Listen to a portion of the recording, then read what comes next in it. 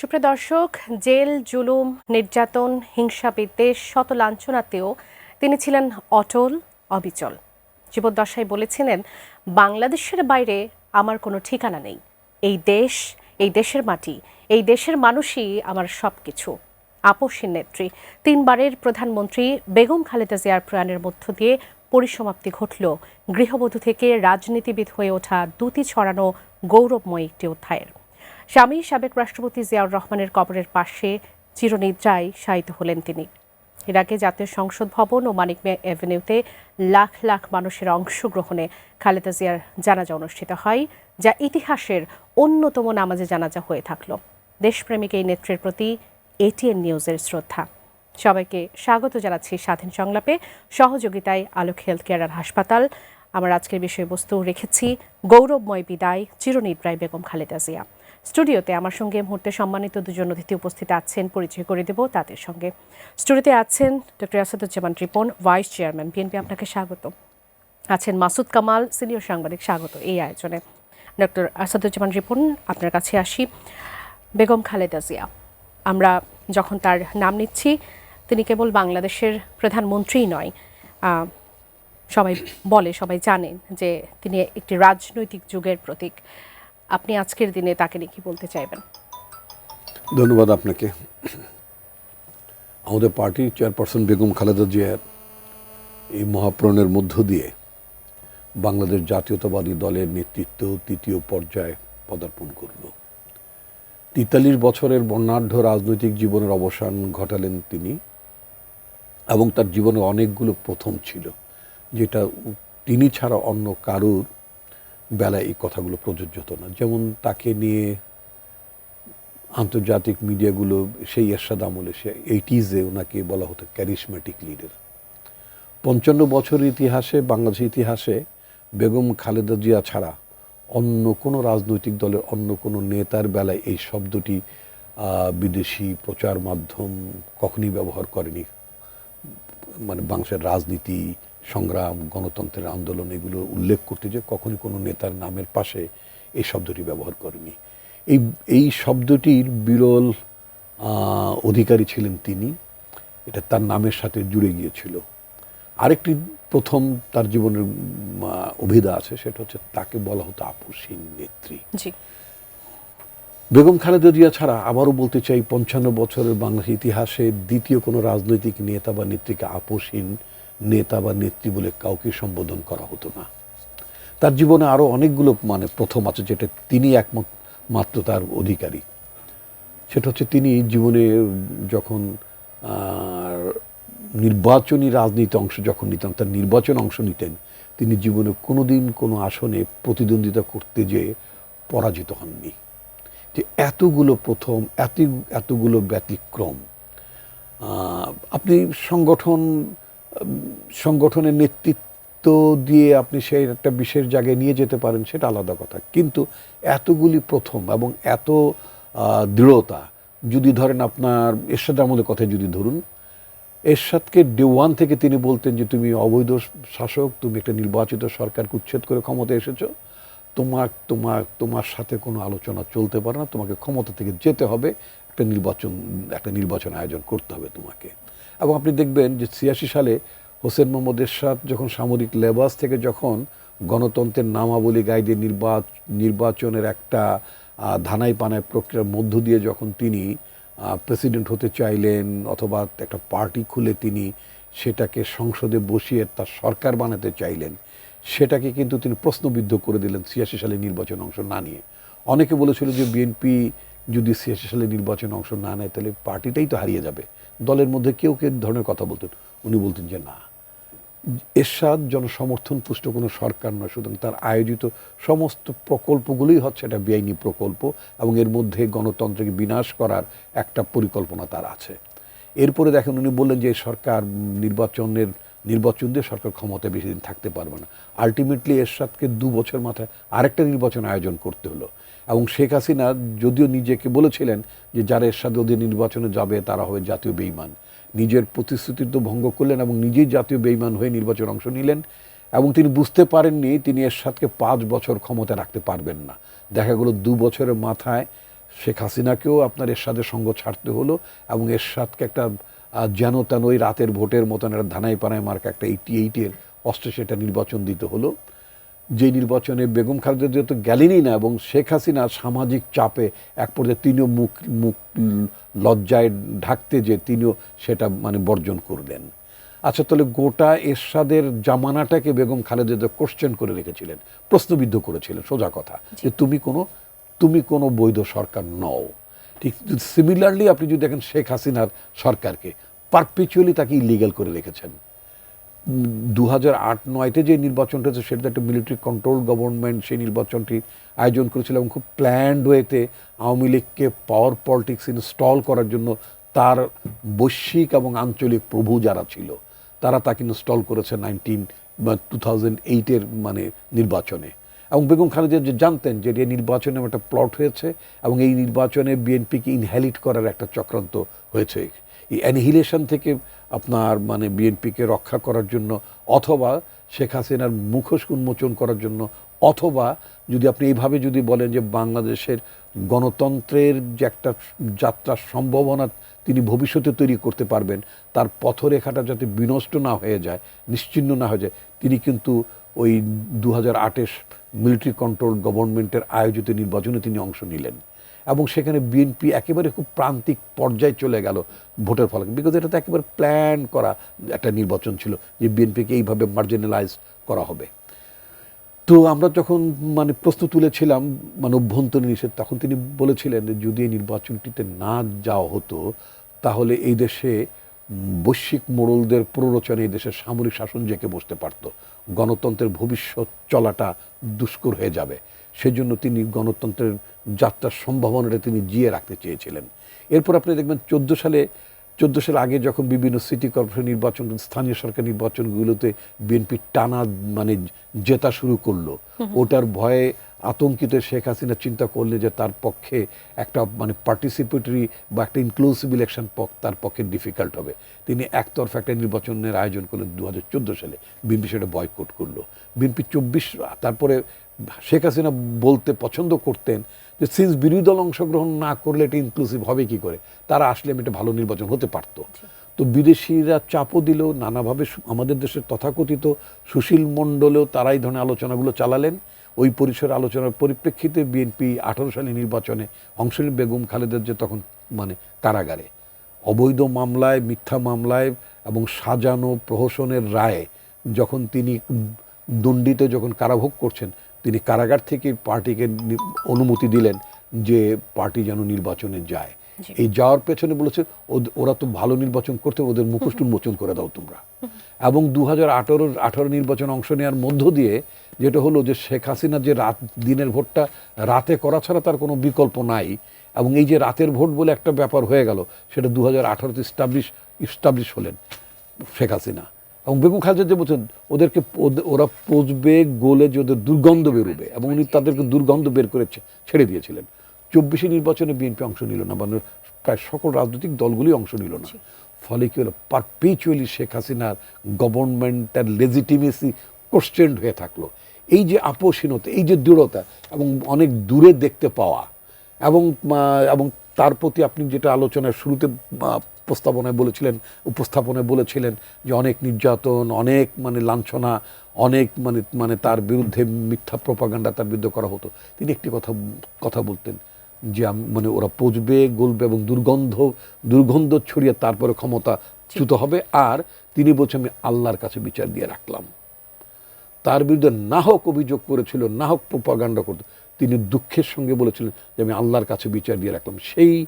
সেই আপনার উপকূলে ভেসে যাওয়া সেই শিশুটার মতো নিশ্চয়ই আপনি ঐতিহাসিক একটা মানে আলোচিত একটা বক্তব্য আমি আল্লাহর কাছে বলে দেবো।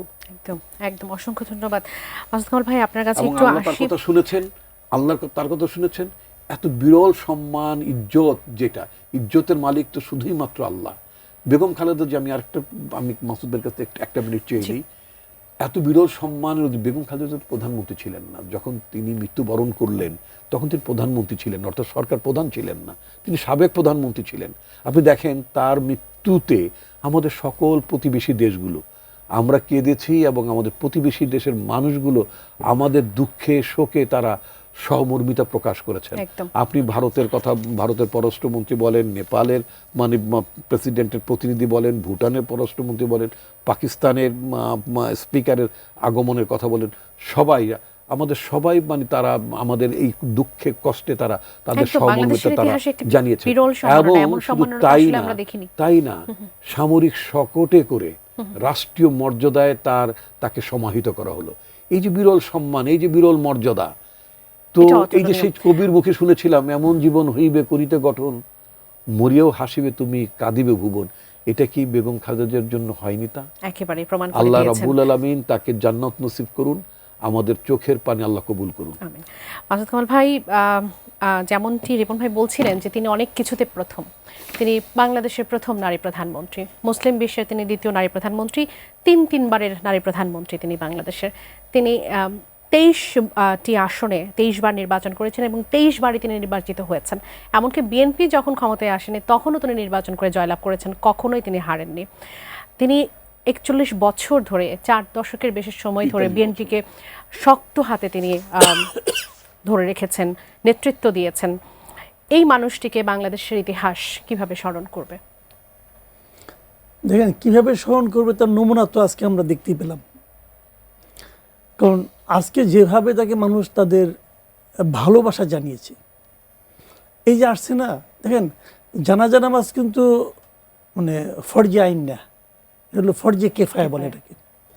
ফরজে কেফায়া ধরেন একটা গ্রুপে আমরা 10 জন লোক আছি, আমরা জানলাম যে একজন আমাদের প্রতিবেশী মারা গেছেন, এই 10 জনে যদি একজন যায় তাহলেই সবার ফরজ আদায় হয়ে আবার না গেলে কিন্তু গুনাহগার হবে। আবার যদি কেউ না যায় তাহলে সবাই গুনাহগার হবে। অতএব এটা একেবারে একজন গেলেই হয়, একজন গেলেই কিন্তু হয়। তার মানে এখানে যাওয়াটা কিন্তু ম্যান্ডেটরি ছিল না, যে না গেলে আমার গুনাহ হবে এই জন্য আমি গেলাম, ব্যাপারটা কিন্তু তা না। যারা গিয়েছে তারা ভালোবাসার টানে গিয়েছে, অন্য কোনো কারণটা কিন্তু গুনার হাত থেকে বাঁচার জন্য গেছে তা না, তারা ভালোবাসার টানে গিয়েছে। একদম। তো এই ভালোবাসাটা কোত্থেকে আসে ভাই? ভালোবাসাটা কোত্থেকে আসে? এখন ভালো না বাসলে কি আমার বিরাট ক্ষতি হয়ে যাবে? তা তো না। উনি নিজে ফিল করেছেন যে যেতে না পারলে আমি কষ্ট পাবো, যেতে না পারলে আমার কাছে মনে হবে আমি বোধহয় আমার কাজটা করতে পারিনি। এই যে ফিলিংসটা আমি তো অনেকগুলি পত্রপত্রিকায় রিপোর্ট পড়লাম, রিপোর্টাররা বিভিন্ন জায়গার সঙ্গে আলাপ করেছেন এবং তারা অনেক লোকের সঙ্গে কথা বলেছেন। দূর দূরান্ত থেকে 7 কিলোমিটার 8 কিলোমিটার দূর থেকে লোকজন কিন্তু হেঁটে হেঁটে এসেছে, কারণ গাড়ি নিয়ে যাওয়ার কোনো উপায় ছিল না কারোরই, হেঁটে হেঁটে এসেছে। তো এটা কেন? এটা কোনো রাজনৈতিক, কয়েকদিন আগে আমাদের এখানে এরকম আরেকটা বড় জানাজা হয়েছিল, সেটাও ভালো ছিল, আমি এর সঙ্গে তুলনা করছি না, কিন্তু ওটার সম্বন্ধে অনেকে আবার এটাও বলেছেন যে দলীয়ভাবে অনেককে নাকি বলা হয়েছে তোমরা আইসো, এরকম কথা শুনেছি। নাও হতে পারে, কিন্তু এখানে কিন্তু সেরকম কোনো কথা বলা হয়নি। বিএনপি কিন্তু কোনো আনুষ্ঠানিকভাবে কোনো উদ্যোগ নেয়নি যে আমার নেতাকর্মীকে গাড়ি থেকে আনতে হবে। হ্যাঁ, সবাই নিজেদের। তো এই যে ভালোবাসাটা, আমি ওনাকে কোথায় যাবে আগামীতে, উনি কী করেছেন না করেছেন, আপনিও বললেন, রিপন ভাইও বললেন, এগুলি নতুন করে বলার কিছু নাই। উনি অনেক কিছু করেছেন। আবার উনি কিন্তু আমার তো মনে হয় বাংলাদেশের সবচেয়ে নির্যাতিত রাজনীতিবিদ উনি, মজলুম নেত্রী। ওনার মতো এত নির্যাতনের শিকার মনে হয় আর কেউ হয় না। এবং এটা কোনো কারণ ছাড়া নির্যাতন রে ভাই। একজন প্রধানমন্ত্রী, ওনার বিরুদ্ধে যে সমস্ত মামলা দিয়ে ওনাকে জেলে পাঠানো হয়েছে, এবং তারও যে বড় কথা যে নিম্ন আদালতের রায়কে ডাবল করে, দ্বিতীয় করে উচ্চ আদালতের রায় বাড়িয়ে দিয়ে ওনাকে জেলে পাঠানো, তখন ওনার বয়স তো অনেক, তাই না? বয়স্ক একজন নারী, কেউ অসুস্থ, এবং অনেকে দেখলাম আজকে বলতেছেন যে ওনাকে তো আজকে মেরে ফেলা হয়েছে। 80 বছর কিন্তু অনেক বয়স, 79 বছর বয়স ছিল ওনার। এই বয়সে অনেকেই এটা পরিণত বয়সে উনি মারা গেছেন। পৃথিবীতে কেউ তো আর অমর না, সবাইকে একদিন মরতে হবে, আপনাকে মরতে হবে, আমাকে মরতে হবে, আমরা মরবো সবাই। জন্ম যখন হয়েছে মৃত্যু হবেই। কিন্তু কথাটা হলো কি যে মৃত্যুটাকে ত্বরান্বিত করা হলো কিনা, মৃত্যুর পটভূমি তৈরি করা হলো কিনা, মৃত্যুর বাস্তবতা তৈরি করা হলো কিনা, এটা কিন্তু হয়েছে। ওনাকে আমরা অনেক আগে, উনি কিন্তু শারীরিকভাবে যে খুব ফিট ছিলেন তা কিন্তু না, ওনার আগেও কিন্তু ওনার নানা রকম শারীরিক অস্বস্তি ছিল। এরকম একজন লোককে আপনি চিকিৎসা ঠিকমতো করার নাই, ওনার ডাক্তাররা বলতেছে ওনাকে বিদেশি নিয়ে চিকিৎসা করানো দরকার, যেতে দেন নাই, বরং হাসি তামসা করছেন রে ভাই, হাসি তামসা করছেন। তো এগুলি মানবিক আচরণ হয়নি ওনার প্রতি, কিন্তু তারপরও উনি কিন্তু, আমার তো মনে হয় যে উনি মানে জেদ করে বেঁচেছিলেন যে আমি এটা শেষ দেখে যাব। এবং আমার এটুকু ভাবতে ভালো লাগে যে ওনার শেষ যখন ওনার সংজ্ঞা, যতক্ষণ পর্যন্ত ওনার মানে বোধ বুদ্ধি ছিল, তখন উনি জানতে পেরেছেন এই যে দেশটা রাহুমুক্ত হয়েছে, তিনি জানতে পেরেছেন দেশের মানুষ গণতন্ত্রের দিকে যাচ্ছে। আর কটা দিন থাকলে ভালো হতো, হয়তো জানতে পারতেন যে না দেশটা কি হলো, গণতান্ত্রিক রূপান্তর, ইলেকশনটা যদি দেখে যেতে পারতেন তাহলে আমি হয়তো আরো খুশি হতাম। কিন্তু তারপর উনি এটুকু জানতে পেরেছেন যে দেশটা ওইদিকে যাচ্ছে। আমি খালি আমার পলিটিশিয়ানদেরকে বলবো একটা কথা, বুঝছেন, আমাদের সাথে অনেক পলিটিশিয়ান আছেন, রিপন ভাইও তো পলিটিশিয়ান, অনেক দল আছে, এই দল সেই দল আছে, তাদের সবাইকে বলবো ভাই, রাজনীতি করতে আসছেন, একদিন ক্ষমতায় যাবেন, মন্ত্রী হবেন, এমপি হবেন, কিন্তু মানুষের ভালোবাসা কুড়ান, মানুষের ভালোবাসা কীভাবে সংগ্রহ করা যায় এই চেষ্টা করেন, এবং ভালোবাসা সংগ্রহ করলে বিনিময়ে কি পাওয়া যায় এটা দেখেন। তার জীবন্ত উদাহরণ আমরা দেখতে এটা দেখেন আপনারা, কোথায় আমাদের সেই মানে আপনার মহিরুহ পলিটিশিয়ানরা কোথায়? হাইপোথেটিক্যাল ভাবেন তো একটা কথা আপনি, যে ধরা যাক, কথার কথা, আল্লাহ যেন না করে, ধরা যাক এখন যদি শেখ হাসিনা থাকতেন, শেখ হাসিনার শাসন থাকতো, এখন যদি উনি মারা যেতেন, আমি নিশ্চিত তখনও এরকম একটা লোক হইতো, আপনি থামাইতে পারতেন না। এটা মানে মাসুদ, আমি আপনার সাথে একটু সাপ্লিমেন্ট করি। ম্যাডাম যখন অফিসে অন্তরীণ অবস্থায়, শেখ হাসিনা যখন তাকে আটকে রাখে আমাদের বিএনপি গুলশান কার্যালয়ে, তখন তার কনিষ্ঠ পুত্র আরাফাত রহমান কোকো, মনে আছে? আরাফাত রহমান কোকোর তখন আমাদের অনেক নেতাকর্মী আমরা মানে হাইডে, আমরা পলাতক, মোস্ট অফ দ্য নেতাকর্মীদের বিরুদ্ধে মামলা, আমরা সব পলাতক। জাস্ট খালি একটা অ্যানাউন্সমেন্ট হলো বাইতুল মোকাররমে তার জানাজা হবে, বিলিভ ইট অর নট, জানাজার তো একটা সারিবদ্ধ হওয়ার একটা ব্যাপার থাকে, তাই না? এটা উত্তর দক্ষিণ পূর্ব পশ্চিম সীমানা মানেনি, কোনো দিক মানেনি, লাইন মানেনি, লোক মানে কোথা থেকে যে লোকে লোকারণ্য হয়ে গেল, আনবিলিভেবল। যেটা মাসুদ ভাই যেটা বলেন, এটা শুধুমাত্র তার কনিষ্ঠ পুত্রের বেলাও এই ঘটনা বাট ঘটে। উনি কিন্তু পলিটিশিয়ান ছিলেন না, উনি কিন্তু কখনো প্রদীপের নিচে ছিলেন না, উনি কখনো পলিটিক্স করতেন না, উনি অতটা সরব ছিলেন না। এটা কি জানেন, আমি বলি বাংলাদেশের মানুষ না বাই নেচার মজলুমের পক্ষে, একদম বাই নেচার, এবং ওনারা সত্য মিথ্যাটা বুঝে। আপনি হয়তো গাইড জুড়ে বলতেছেন, আমি হয়তো গাইড জুড়ে বলতেছি, মানুষ বোঝে যে আমি কি বলতেছি এবং সমাজে কি ঘটছে। আমি শিওর একদম এরকমই হয়তো আপনি থামাইতে পারতেন না। যেমন সাইদি জানাজা লোক থামাইতে পারছে কেউ। আবার ধরেন আমি উল্টা কথা বলি, উল্টা একটা কথা বলি, এই সময় একটা ঘটনা বলি, নরসিংদীতে কয়েকদিন আগে জানাজা হলো এই এই যে কি বলে নূর মুজিদ হুমায়ুনের, উনি তো আওয়ামী লীগ আমলের মন্ত্রী ছিলেন, তো ওনার তো দুর্নীতি হয়তো বা ছিল, আওয়ামী লীগ আমরা সবাই দুর্নীতি করছে কম বেশি, কিন্তু জানাজার সময় কিন্তু অনেক লোক হয়েছে, কারণ এর মধ্যে ওনার মৃত্যুটা নিয়ে নানা রকম কথাবার্তা হয়েছে। মানে উনিও একজন মানে বিতর্কিত লোকও যখন মজলুম হয়ে যায় না, তখন তার প্রতি বাংলাদেশের তার মানুষের পক্ষে একটা চলে সিম্প্যাথি কাজ করে। ডক্টর আসাদুজ্জামান রিপন, আপনার কাছে একটু আসি। আপনি বলছিলেন যে অনেক কিছুতেই তিনি প্রথম দু একটা ব্যাখ্যাও করছিলেন, তার অবদান বাংলাদেশের রাজনীতিতে বাংলাদেশের মানুষের জন্য সেটিও নিশ্চিতভাবেই অনেক দিক থেকে অনস্বীকার্য। যদি বলতেই হয়, মুক্তিযুদ্ধ বিষয়ক মন্ত্রণালয় তিনি প্রতিষ্ঠা করেছেন, তত্ত্বাবধায়ক সরকার ব্যবস্থাকে তিনি সাংবিধানিক স্বীকৃতি দিয়েছেন, নারী বিষয়ক মন্ত্রণালয়, নারী শিক্ষার ক্ষেত্রে তিনি বিশেষ অবদান রেখেছেন, সেখান থেকে পর্যন্ত আপনার মানে পাঠ্যপুস্তক ফ্রি করে দিয়েছেন। আমি এত কিছু নিয়ে হয়তো আলোচনার সুযোগ হবে না, ডিগ্রি পর্যন্ত টিউশন ফিস ফ্রি করে দিয়েছেন। সংসদীয় গণতন্ত্র প্রত্যাবর্তনে তার ভূমিকার কথাটা যদি একটু বিশ্লেষণ করেন। ধন্যবাদ আপনাকে। একসময় তো আমাদের দেশে প্রেসিডেন্সিয়াল ফর্ম অফ গভর্নমেন্ট ছিল, একেবারে শুরুতেই প্রেসিডেন্সিয়াল ফর্ম অফ গভর্নমেন্ট ছিল, একেবারে ডে ওয়ান থেকে বাংলাদেশের।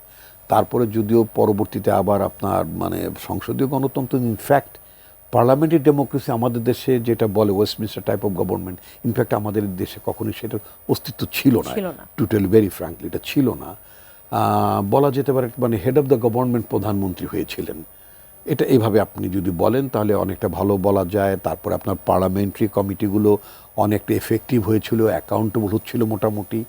তো যাই হোক, তো এখানে বলা যেতে পারে যে বিএনপি যেহেতু মেজরিটি সিকিউর করলো এবং দেশটা সংবিধান অনুযায়ী যেহেতু রাষ্ট্রপতি শাসিত ব্যবস্থা ছিল, বিএনপি যদি রাজি না হতো যে না আমরা মানে প্রধানমন্ত্রী শাসিত ব্যবস্থায় যাব না, মানে এটা তো অপোজিশনের প্রপোজাল, অপোজিশনের তো সেই পরিমাণ ভোট ছিল না যে তারা এটাকে বিলটা পাশ করে ফেলতে পারবে। কিন্তু ম্যাডাম চিন্তা করলেন যে গণতন্ত্রকে আমরা যদি অ্যাকাউন্টেবল করতে চাই এবং যদি বিরোধী দলকে যদি অ্যাকোমোডেট করে যদি আমরা পলিটিক্সটা করতে চাই, তাহলে আপনার সংসদীয় ব্যবস্থা বা যেটা আপনার প্রধানমন্ত্রী শাসিত, একেবারে ওয়েস্টমিনিস্টার টাইপ অফ গভর্নমেন্টের প্র্যাকটিস আমরা করিনি বটে, বাট কাছাকাছি আমরা যাওয়ার চেষ্টা করেছি, একটা চর্চা ছিল আমাদের। সেই জায়গাতে তিনি রাজি হয়ে গেলেন এবং সংবিধানটা পরিবর্তন করলেন, এবং সেটা একান্ত ওনার ইচ্ছায়, উনি কিন্তু কোনো কম্পালশানে না, একেবারেই কোনো কম্পালশানে তিনি সেটা করেননি। মানে 91 শুরুতেই তো তিনি মানে ফিল অনুভব করলেন কেন যে আমাদের আসলে অনুভব করলেন এই কারণে, যেখানে আপনার সংসদীয় গণতান্ত্রিক ব্যবস্থায় অ্যাকাউন্টেবিলিটিটা বেশি থাকে, রোল অফ দ্য অপোজিশনের অনেক বেশি আপনার মানে অ্যাসার্টিভ পজিশন থাকে, তাতে করে মানে সরকার, মন্ত্রিসভা এগুলোকে মোটামুটি আপনার একটা চেকস অ্যান্ড ব্যালেন্সের মধ্যে রাখা যায়। পার্লামেন্টারি কমিটিসগুলো বেশি মানে ফাংশনাল হয়। তো সাধারণত মানে আপনার অন্যান্য দেশে তাই হয়। আচ্ছা, একেবারে যে আপনার প্রেসিডেন্সিয়াল সিস্টেমে হয় না অন্য দেশে তা হয় না, সেটা একটা ব্যতিক্রম অবশ্যই আছে মার্কিন যুক্তরাষ্ট্রে। সেখানে অবশ্য অন্য একটা ব্যাপারটা হচ্ছে যে ওখানে যারা সিনেটে যারা যান উচ্চকক্ষে এবং যারা লোয়ার হাউসে যান, অর্থাৎ তাদের কংগ্রেসম্যান বলা হয় বা কংগ্রেস উমেন বলা হয়, দুটোকে মিলে বলা হয় হাউস অফ রিপ্রেজেন্টেটিভস। আচ্ছা, মজার ব্যাপারটা হচ্ছে যারা হাউস অফ রিপ্রেজেন্টেটিভস হন ওখানে, অর্থাৎ নির্বাচিত, যদি বলি নির্বাচিত প্রতিনিধি মানে দুই কক্ষে মার্কিন যুক্তরাষ্ট্রে, তারা কিন্তু সাধারণত মন্ত্রিসভায় যান না, মানে প্রেসিডেন্টের ক্যাবিনেটে তারা থাকেন না। তারা কি করেন, প্রেসিডেন্টের ক্যাবিনেটকে অ্যাকাউন্টেবল করেন। ওটা একটা ডিফারেন্ট, খুব মজার একটা সিস্টেম। পার্সোনালি আমি ওটা লাইক করি, আমি ওটা খুব মানে লাইক করি। অর্থাৎ সরকার প্রধান তার নিজের পছন্দ মতো মন্ত্রিসভা গঠন করবেন, সেই মন্ত্রিসভাকে জবাবদিহি করাবে হচ্ছে জনগণের নির্বাচিত প্রতিনিধিরা। কিন্তু আবার এটা পার্লামেন্টারি সিস্টেমে ঠিক ওটা না, পার্লামেন্টারি সিস্টেমে সাধারণত এমপিরাই মন্ত্রী হন। আচ্ছা, যা হোক, তো ম্যাডাম যেটা চিন্তা করলেন যে অপোজিশনকে পাশে রেখে, সাথে রেখে যদি সরকার পরিচালনা করা যায়, তাহলে সেটা মানে প্রধানমন্ত্রী শাসিত ব্যবস্থাটা অনেকটা কার্যকর হয়। এবং উনি বলা যেতে পারে যে বিরোধী দল থেকে প্রস্তাব দেওয়া হলো, উনি এটাকে প্রতিবাদ না করে নির্দ্বিধায় উনি এটা মেনে নিলেন। তার জীবনে আরেকটা বড় বৈশিষ্ট্য কি জানেন, যে উনি যেটা ফিল করেন, যেটা ন্যায্য মনে করেন, সেখানে আপনার ওনাকে দাবি তুলতে হয় না। যেমন উনি যখন অপোজিশনে ছিলেন, বাংলাদেশের আপনাকে খেয়াল, বাংলাদেশে কেউ কিন্তু ওনাকে বলেনি যে আপনি প্রধানমন্ত্রী ভবিষ্যতে, আপনি তখন উনি সুস্থ ছিলেন, যখন তিনি মানে এই মানে ভবিষ্যতে যে একটা রেইনবো প্ল্যানের কথা যখন বললেন, তখন তিনি সুস্থ ছিলেন। ওনাকে কিন্তু কেউ বলেনি যে আপনি তো ভবিষ্যতে প্রধানমন্ত্রী, যদি ফেয়ার ইলেকশন হয় আপনি হবেন, তো তখন কিন্তু ক্ষমতাটা ভারসাম্য আনা উচিত হবে, কেউ বলেনি। উনি নিজে থেকে অনুভব করলেন যে প্রধানমন্ত্রীর হাতে একচ্ছত্র ক্ষমতাটা আছে। এই যে এক্সিকিউটিভ পাওয়ারটা প্রধানমন্ত্রীর হাতে এতটা ব্যাপক, এটার একটা চেকস অ্যান্ড ব্যালেন্স, একটা ভারসাম্য আনা দরকার। সেজন্য উনি প্রেসিডেন্টকে আরো একটু এম্পাওয়ার করার কথা চিন্তা করেন। ছোট করে যদি আরেকটা বিষয় একটু জানতে চাইবো, সেটা হচ্ছে আমি অল্প কয়েক সেকেন্ডে শেষ করব। তো উনি এইভাবে তিনি মানে সরকারের ভারসাম্য আনার জন্য রাষ্ট্রপতি প্রধানমন্ত্রীর ক্ষমতার ভারসাম্য আনা থেকে শুরু করে কমিটি সিস্টেমগুলোকে আরও ফাংশনাল, ওয়ার্কেবল করার মতো করে একটা জবাবদিহি সিস্টেমের কথা তিনি নিয়ে আসলেন। এবং সেটি হচ্ছে essence of the parliamentary democracy. আপনি যেটা বলতে চাইলেন যে মানে পার্লামেন্টারি ডেমোক্রেসি, ওনার কন্ট্রিবিউশনটি কি, উনি পার্লামেন্টারি ডেমোক্রেসিটাকে আরও এফেক্টিভ, অনেকটা ওয়েস্টমিনিস্টার টাইপ অফ গভর্নমেন্টের কাছাকাছি নিয়ে যাওয়ার জন্য ওনার একটা অনেক বড় স্বপ্ন ছিল। তার নেতৃত্বের সব থেকে বড় শক্তি আপনি কি মনে করেন? তার দৃঢ়চেতা, রাজনৈতিক সততা, মানুষের প্রতি ভালোবাসা, দেশের প্রতি ভালোবাসা। উনি সবার আগে ভাবতেন দেশ আগে। উনি বলতেন দলের চেয়ে মানে ব্যক্তির চেয়ে দল বড়, দলের চেয়ে দেশ বড়। এই যে আপ্তবাক্যটা, যে স্লোগানটা তিনি মানে কর্মীদের মনে ঢুকিয়ে দেওয়ার চেষ্টা করলেন, যে সবার বড় হচ্ছে দেশ। এবং এটা কি ধারণ করেছেন আমাদের বর্তমান নেতা, আমাদের পার্টির ভারপ্রাপ্ত চেয়ারম্যান তারেক রহমান। তিনি এটাকে একটা নতুন স্লোগানে পরিণত করলেন আমরা, এবং ব্যাপক আকৃষ্ট স্লোগানটা, সেটা সবার আগে বাংলাদেশ। অসংখ্য ধন্যবাদ মাসুদ ভাই। আমি একটু আপনার কাছ থেকে একটু জানতে চাই, আমরা নিশ্চিতভাবে একটা রাজনৈতিক সংকটের মধ্য দিয়ে যাচ্ছি। বেগম খালেদা জিয়ার রাজনৈতিক যে সময়গুলো ছিল, তিনবার তিনি যখন প্রধানমন্ত্রী হয়েছেন, সেখানে তিনি যেমনটি রিপন ভাই বিভিন্ন উদাহরণ দিয়ে বলছিলেন, অনেক পজিটিভিটি সেখানে ছিল। সেখান থেকে আপনার কি মনে হয় যে এই সময় যে সংকটটা চলছে সেটি উত্তরানোর জন্য বেগম জিয়ার শাসনামল থেকে আমরা আসলে কোন পজিটিভ বিষয়গুলোকে নিতে পারি? না দেখেন, সামনে আসলে একটা নির্বাচন হবে, দেশের সামনে একটা নির্বাচন হবে এই ফেব্রুয়ারি মাসে, আর 1.5 মাসও কিন্তু নাই।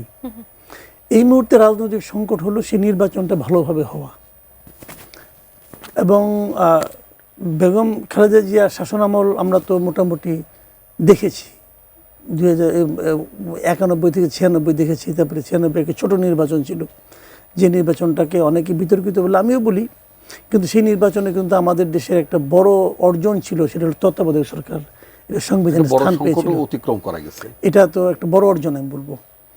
তো তারপরে উনি আবার 2001 থেকে শুরু করে 6 পর্যন্ত ছিলেন, ভালো মন্দ মিলেই ছিলেন, কিন্তু মানে ওনার মধ্যে সবই যে ভালো ছিল, মানুষ তোরে ভাই, পৃথিবীতে মানুষের ভুল ভালো থাকবে, এটা কার না আছে। কিন্তু আজকে যখন ওনার মৃত্যুর পরে আমরা আলোচনা করি, তখন কি হয়, আমরা এটা আমাদের দেশের নিয়ম, এটা সবাই মানে আমরা তাদের ভালো দিকগুলি করি, কারণ ওখান থেকে আমাদের শিক্ষা নেওয়ার অনেক কিছু থাকে। আর দ্বিতীয় কথা হলো কিন্তু ওনার মানে শেষের যে দিনগুলো, সেগুলো তো উনি খুব কষ্টকর, মানে ওনার উপর রীতিমতো অত্যাচার করা হয়েছে ভাই শেষ দিনগুলোতে।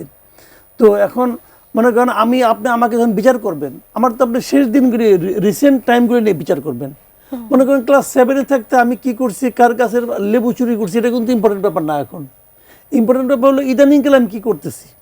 তো শেষের দিনগুলি কিন্তু বিচার হয়। শেষ দিনগুলিতে সবচেয়ে বড় কথা হলো যে ওনাকে তো রাজনীতিই করতে দেওয়া হয় নাই, ওনার উপর মানে মোটামুটি আমি মনে করি যে মানে অমানবিক আচরণ করা হয়েছে ওনার সঙ্গে।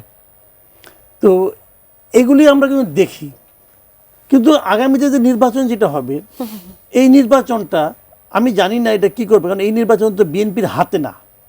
বিএনপি কিন্তু এই নির্বাচনের আয়োজনকারী না, ওনার দল তারা কিন্তু এই নির্বাচন আয়োজন করছে না, তারা এই নির্বাচনে অংশ নিচ্ছে, আয়োজন করছে আরেকটা পার্টি, মানে সরকার, এই অন্তর্বর্তীকালীন সরকার। মনে করছেন যে বেগম খালেদা জিয়ার অনুপস্থিতি এখানে একটা প্রভাব ফেলতে পারে?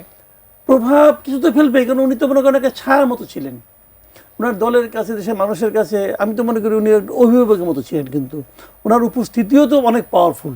তা না হলে ওনাকে এই অবস্থাতে ওনাকে 3টা আসন বিএনপি দলীয়ভাবে দেবে কেন? নিশ্চয়ই এটি একদম গুরুত্বহীন না, অনেক গুরুত্বপূর্ণ। তারপরেও ওনার এই অনুপস্থিতির ব্যাপারটা নিয়ে কিন্তু এক ধরনের মানসিক প্রস্তুতি সবারই ছিল, কারণ ডাক্তাররা প্রতিদিন তো ব্রিফিং করছিলেন, সেই ব্রিফিংগুলি কোনো ব্রিফিংই তো আমাদেরকে আশাবাদী করে তুলছিল না কিন্তু। আর ওই তো বললাম তো, ওনাকে দীর্ঘদিন ধরে তো নানাভাবে চিকিৎসা দেওয়া হয়নি আসলে, তো যে কারণে ওনার রোগগুলিও ছিল। কিন্তু আমি তারপরেও মনে করি যে ওনার নামটা, ওনার স্মৃতি, ওনার প্রতি দলের নেতাকর্মীদের যে ভালোবাসা, এগুলো আগামী নির্বাচনে আমি মনে করি বিএনপিকে অনেক শক্তি যোগাবে। এবং সাধারণ মানুষের মধ্যেও এই 1 মাসের মাথায় ওনার চলে যাওয়া এবং ওনার প্রতি ভালোবাসাটা, এটা আগামী নির্বাচনেও সাধারণ মানুষের মধ্যেও বিএনপির জন্য ইতিবাচক ভূমিকা পালন করবে। অসংখ্য ধন্যবাদ মাসুদ কামাল ভাই। বেগম খালেদা জিয়াকে শেষ শ্রদ্ধা জানাতে আজকে লাখো মানুষের ঢল নেমেছিল। ঠিক একইভাবে আমরা দেখেছি যে পাকিস্তানের যিনি স্পিকার, তিনি এসেছেন, ভারত, নেপাল, ভুটান, সার্কভুক্ত যে 6 দেশ, সেখানকার উচ্চ পর্যায়ের নেতৃবৃন্দ এখানে এসেছেন। এবং সেই সাথে রাজনীতিবিদরা ছাড়াও সাবেক প্রধানমন্ত্রী শ্রদ্ধা জানাতে এসেছিলেন ঢাকার প্রায় 33টি মিশনের কূটনীতিকরা। এই বিষয়টাকে আপনি আসলে কিভাবে মূল্যায়ন করবেন? দেখেন, এটা কিন্তু খালেদা জিয়ার অতীত তো এখানে আছেই। উনি আমাদের এতবারে প্রাইম মিনিস্টার, 3বারে প্রাইম মিনিস্টার ছিলেন, উনি খুব ভালো রাজনীতিবিদ ছিলেন। কিন্তু তারও চেয়ে বড় কথা কি জানেন, এটা বাস্তবতা, সেটা হলো গিয়া উনি একটা বড় দলের নেত্রী ছিলেন, এবং এমন একটা বড় দলের নেত্রী যে দলটা আগামীতে ক্ষমতা আসবে বলে অনেকে মনে করেন। এবং ওনাদের এই আসা যাওয়া দেখে আমার ধারণা হচ্ছে হয়তো ওনারাও ভাবেন যে এই দলটা আগামীতে ক্ষমতায় আসতে পারে। এখন যদি এই দলটা আগামীতে ক্ষমতায় আসে, তাহলে তারা তো চাইবেই যে এই সরকারের সঙ্গে আমাদের সম্পর্ক ভালো থাকুক। কারণ দেখেন আপনি, ভারতের পররাষ্ট্রমন্ত্রী জয়শঙ্কর কিন্তু মানে কেবল ভারতে বলেই না, এই সময়ে কিন্তু সারা দুনিয়ার প্রেক্ষিতে উনি কিন্তু একজন গুরুত্বপূর্ণ ব্যক্তি।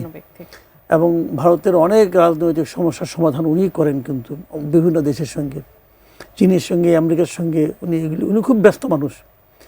এবং এর মধ্যে উনি এখানে এসেছেন, এটা কিন্তু অনেক কিছু ইঙ্গিত করে আমাদের দেশের আগামীতে রাজনীতি কেমন হবে, আমাদের দেশের সঙ্গে অন্য অন্য আমাদের প্রতিবেশী দেশগুলোর সম্পর্ক কেমন হবে, এগুলো কিন্তু অনেক কিছু এখানে কিন্তু ইঙ্গিত করে।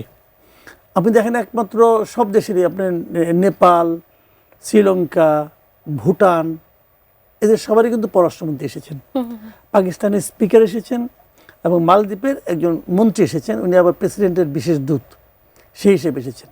তার মানে প্রত্যেকটা দেশ তার তার দেশের গুরুত্বপূর্ণ ব্যক্তিকে পাঠিয়ে এটা প্রমাণ করার চেষ্টা করেছে যে আমরা আপনাদের সঙ্গে আগামীতে পথ চলতে চাই। এবং তারা তারেক রহমানের সঙ্গে দেখা করেছেন, এস জয়শঙ্কর তারেক রহমানের সঙ্গে তার দেশের থেকে তার দেশের শোক বার্তা দিয়েছেন, হস্তান্তর করেছেন। এগুলো আমি মনে করি ভাই ইতিবাচক দিক।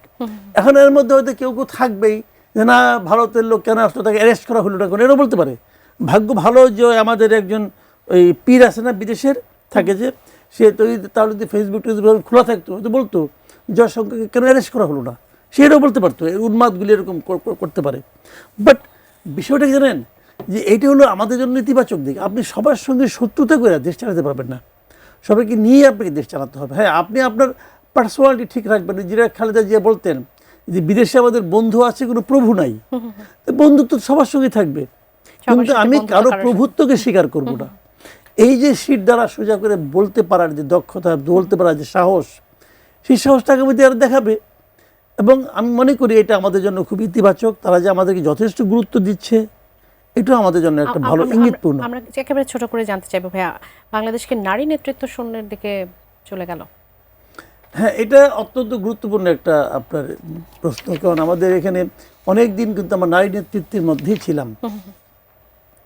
আগামীতে সেটার সম্ভাবনা কতটুকু থাকলো আর, কারণ উনি তো চলেই গেলেন, শেখ হাসিনাও খুব সহজে বিদেশে ফিরতে পারবেন বলে আমি মনে করি না। আর তাছাড়া এখন তো আর দৃশ্যমান অন্য অন্য নেতৃত্বের মধ্যে নারী নেতৃত্ব নাই। যদি আমি কি জামাতে ইসলামকে বড় দল ধরি, তো জামাতে ইসলামে তো নারী নেতৃত্বে কোনো নমুনা দেখতে পাচ্ছি না, বিএনপিতেও কিন্তু আমি দেখতে পাচ্ছি না। এটা মানে নারী নেতৃত্ব মানে প্রধানমন্ত্রী হতে হবে, শীর্ষ নেতাই হতে হবে, সেটা যদি নাও বলি, অন্ততপক্ষে প্রথম সারিতে, দ্বিতীয় সারিতে আরও যত নেতা আছে তাদের মধ্যে দু একজন নারী থাকলে মনে হয় আমি একটু স্বস্তি পেতাম। এটা এখন কিভাবে রাখবেন ওনারা জানেন, ওনারা যদি মনে করেন রাখবেন তাহলে ভালো হবে আর কি। বাট এটা একটু হতাশার কথা। অসংখ্য ধন্যবাদ মোস্তাফা ভাই আমাদের আয়োজনে যুক্ত হবার জন্য। দর্শক, আপনারা এতক্ষণ যারা ছিলেন, আগামী স্বাধীন সংলাপ দেখার আমন্ত্রণ জানিয়ে আজ এখান থেকে বিদায় নিচ্ছি। ধন্যবাদ সঙ্গে থাকার জন্য। শুভরাত্রি।